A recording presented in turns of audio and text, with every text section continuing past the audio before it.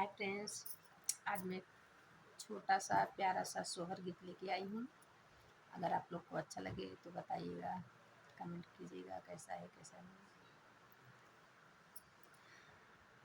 एक महीना बीतल दूसरा जो लागल हो सकी तीसरे में खाऊं खट्टा मीठा की दाली देखियो किया वही हो सखी तीसरे में खाऊं खट्टा मीठा की दाली देखियो किया वही हो।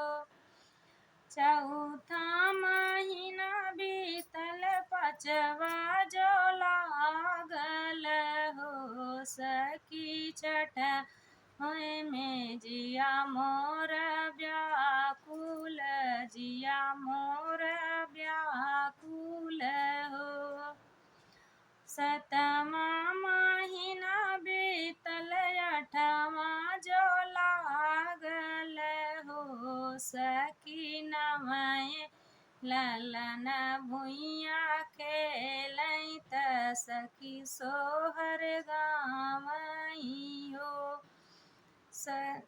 सखी नवए ललन भुइया खेलई त सखी सोहर गावई हो।